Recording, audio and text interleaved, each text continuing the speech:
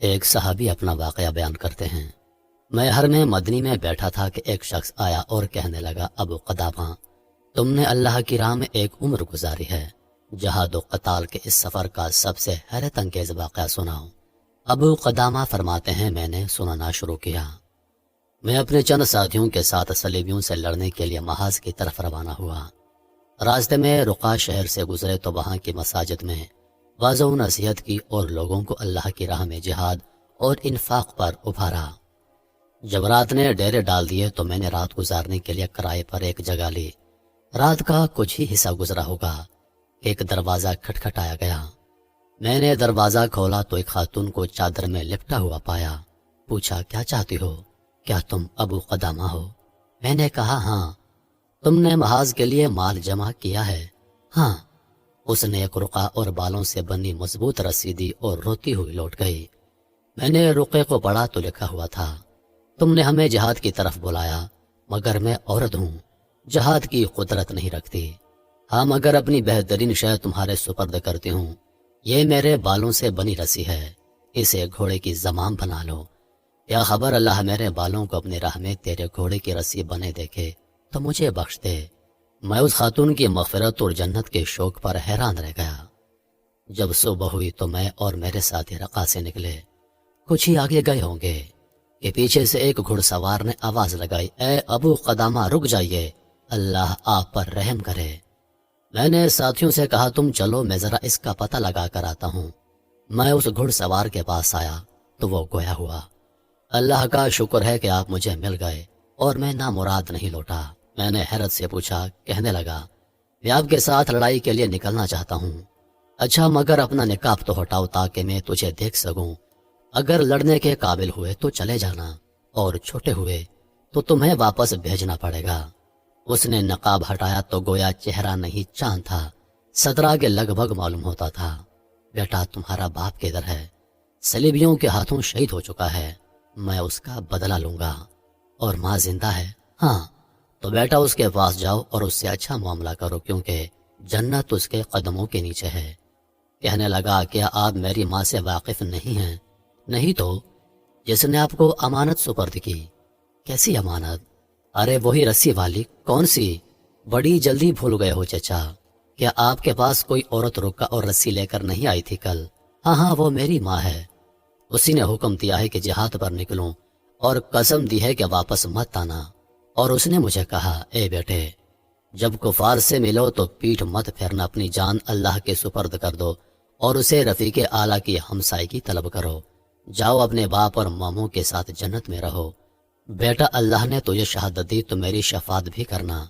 پھر اس نے مجھے سینے سے لگایا اور آسمان کی طرف دیکھ کر کہا، الہی سیدی مولائی، یہ میرا بیٹا ہے، میرے دل کی ٹھنڈک، میرے جگر کا ٹکڑا، تجھے سونپتی ہوں، بس اسے اس کے باپ اور ماموں سے ملا دے۔ پھر وہ لڑکا کہنے لگا، آپ کو خدا کا واسطہ مجھے اپنے ساتھ جانے سے مت روکیے، میں انشاءاللہ شہید بن شہید ہوں۔ میں اللہ کی کتاب کا حافظ ہوں اور گھڑ سواری اور تیر اندازی جانتا ہوں، کم عمر سمجھ کر کمتر مت سمجھے۔ اور میں نے جب اس کے جذبات دیکھے تو اسے ساتھ لے لیا۔ خدا کی قسم، وہ سواری میں سب سے تیز رفتار تھا اور پڑاؤ کے وقت سب سے زیادہ چاقو چوبند۔ ہم وقت ذکر الہی اس کی زبان پر جاری رہتا۔ سفر کے دوران ہم لوگ ایک جگہ اترے، ہمارا روزہ تھا۔ لڑکے نے اصرار کیا کہ میں افطاری بناؤں گا۔ وہ افطاری بنانے چل پڑا۔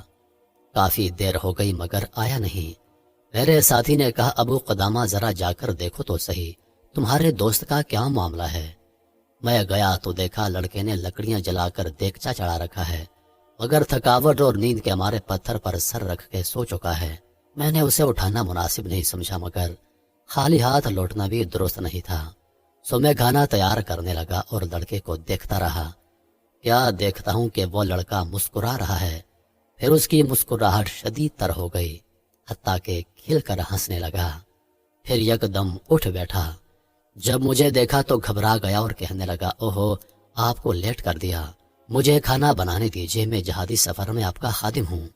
میں نے کہا، اللہ کی قسم، تجھے کچھ نہیں بنانے دوں گا حتیٰ کہ تو مجھے بتائے کہ کس چیز نے تجھے ہنسایا تھا۔ کہنے لگا، یہ تو بس ایک خواب تھا، چھوڑیے، میں نے اللہ کی قسم دی کہ تو مجھے لازمی بتائے گا۔ کہنے لگا چچا جان، میں نے خواب میں دیکھا کہ میں جنت میں ہوں، اس کا حسن و جمال ایسا ہے جیسا اللہ کی کتاب بتلاتی ہے۔ میں حیرت کے مارے چلتا جا رہا تھا کہ میں نے ایک جگمگاتا محل دیکھا۔ ایک اینٹ سونے کی اور ایک چاندی کی تھی، چھت موتیوں یاقوت اور جواہر سے بنی اور دروازے سونے کے تھے، اور کچھ لڑکیاں اس کے دروازوں پر میرا انتظار کر رہی تھیں۔ میں نے اس لڑکے سے کہا اچھا خواب ہے انشاءاللہ۔ پھر ہم نے روزہ کھولا اور اپنے ساتھیوں کے ساتھ محاذ کی طرف روانہ ہو گئے۔ اگلے دن جب دشمن سامنے آ گیا اور جہاد کی صفیں بنا لی گئیں تو میں اس لڑکے کو ڈھونڈنے لگا۔ اسے اگلی صفوں میں پایا۔ میں اس کے پاس گیا اور کہا بیٹا کیا تجھے امور جہاد کا تجربہ ہے؟ کہنے لگا نہیں، یہ میرا پہلا معرکہ ہے۔ میں نے کہا بیٹا جیسا تم سمجھتے ہو ویسے نہیں ہے، یہ لڑائی کا معاملہ ہے، اس میں خون بہتا ہے، بس تم پیچھے آ جاؤ، اللہ نے فتح دی تو تم بھی فاتحین میں سے ہوگے، اور اگر معاملہ برعکس ہوا تو کم از کم سب سے پہلے نہیں مارے جاؤ گے۔ یہ آپ کیا کہہ رہے ہیں؟ ہاں میں ہی کہہ رہا ہوں۔ کیا پسند کرتے ہیں کہ میں اہل جہنم میں سے ہو جاؤں؟ معاذ اللہ بیٹے، ایسا قطعاً نہیں ہے، ہم جہنم سے بچنے کے لیے تو جہاد کرنے نکلے ہیں۔ تو چچا جان کیا میں سب سے پہلے پیٹھ پھیر کر اہل جہنم میں سے ہو جاؤں؟ میں نے اس سے کہا بیٹے یہ آیت کا محل نہیں ہے، لیکن وہ لوٹنے سے انکاری رہا۔ میں اس کا ہاتھ پکڑ کر زبردستی لے جانا چاہا مگر وہ ڈٹ گیا۔ اسی اثنا میں لڑائی شروع ہو گئی اور وہ میرے ہاتھ سے چھوٹ گیا۔ شاہ سوار ٹکرائے، نیزے بلند ہونے لگے، تلواریں چمکنے لگیں، کھوپڑیاں کٹنے لگیں، ہاتھ پاؤں اڑتے رہے، گھمسان کی لڑائی شروع ہو گئی۔ ہر بندہ اپنی لڑائی لڑنے لگا، دوست کو دوست کی خبر نہ رہی۔ ظہر کا وقت داخل ہوا تو اللہ نے صلیبیوں کو شکست دی۔ فتح کے بعد میں نے اپنے ساتھیوں کو جمع کیا، ظہر کی نماز ادا کی، اور ہم میں سے ہر کوئی اپنے پیاروں کی تلاش میں نکل کھڑا ہوا، مگر اس لڑکے کا کوئی عزیز نہ تھا، اس کا پوچھنے والا کوئی نہ تھا۔ میں اس کی تلاش میں نکلا تو آواز آئی اے لوگو میرے چچا ابو قدامہ کو بلا لاؤ، میرے چچا ابو قدامہ کو بلاؤ۔ میں آواز کا پیچھا کرتے گیا تو لڑکے کی ناش کو پایا۔ نیزہ اس کے جسم سے پار ہو چکا تھا، گھوڑے اس کے جسم کو رون چکے تھے، ہڈیاں ٹوٹی ہوئی تھیں، گوشت باہر نکلا ہوا اور اعضاء الگ الگ، جیسے کوئی یتیم بچہ صحرائی طوفان کی نظر ہو گیا ہو۔ میں اس کے قریب گیا، ہاتھوں سے اس کو سیدھا کیا اور چیخا یہ رہا تیرا چچا ابو قدامہ، بولو میرے بیٹے۔ وہ لڑکا کہنے لگا اللہ کا شکر ہے جس نے مجھے وصیت سنانے کے لیے زندہ رکھا، بس غور سے سنیے۔ میں اس کی حالت پر رو پڑا، مجھے اس کی خوبیاں اور اس کا حسن و جمال یاد آیا، اس کی ماں کی یاد آئی کہ جس نے اپنے خاوند اور بھائیوں کا غم کاٹا اور اب اس جگر کے گوشے کا کاٹے گی۔ میں اپنے کپڑے سے اس کے چہرے کا خون صاف کرنے لگا، کہنے لگا چچا اپنا کپڑا کیوں گندا کرتے ہو؟ میرے کپڑے سے پوچھو۔ میرے پاس کوئی جواب نہ تھا۔ کہنے لگا میں نے آپ سے وعدہ لیا تھا کہ میری شہادت کے بعد رقہ جائیں گے اور میری ماں کو خوشخبری دیں گے کہ اللہ نے اس کا بھیجا تحفہ قبول کر لیا ہے اور اس کا بیٹا اللہ کی راہ میں آگے بڑھتا ہوا مارا گیا، نہ کہ پیٹھ پھیرتے ہوئے۔ اگر اللہ نے میری شہادت قبول کی تو میں اپنی ماں کا سلام لینے اپنے باپ اور ماموں کو پہنچاؤں گا۔ پھر کہنے لگا چچا جان مجھے ڈر ہے کہ میری ماں کو یقین نہ آئے، آپ میرا خون آلود کپڑا ساتھ لے جائیے تاکہ اسے یقین آ جائے اور اسے کہنا کہ اب جنت میں ملیں گے۔ اور اے چچا جان جب آپ میرے گھر جائیں تو میری 9 سالہ بہن ہے، میرے گھر آنے پر وہ خوش ہوا کرتی تھی اور نکلنے پر غمگین۔ اس نے اپنے باپ کا غم دیکھا اور اب میرا غم دیکھے گی۔ اس نے نکلتے وقت مجھے کہا تھا بھیا دیر مت کرنا، بس آپ اسے دلاسا دیجیے گا اور اسے کہنا کہ میں آپ کا بھائی ہوں۔ پھر اس کی سانسیں اکھڑنے لگیں۔ چچا جان رب کعبہ کی قسم میرا خواب سچ ثابت ہوا۔ پھر اس نے حرکت کی اور اس نے جان اللہ کے سپرد کر دی۔ میں نے اس کے کپڑے کا ایک حصہ رکھ لیا۔ جب اسے دفنا چکا تو میرا سب سے بڑا کام اس کی وصیت پر عمل درآمد تھا۔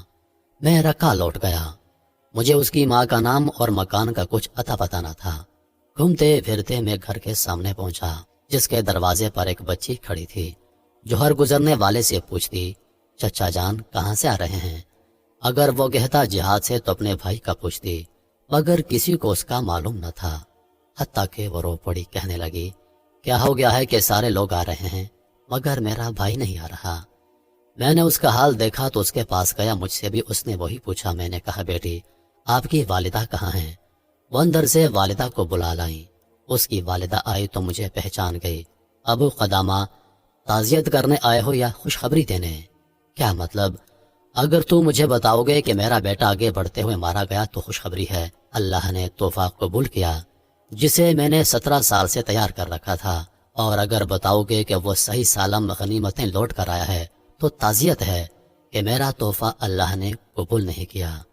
اللہ کی قسم خوشخبری لے کر آیا ہوں۔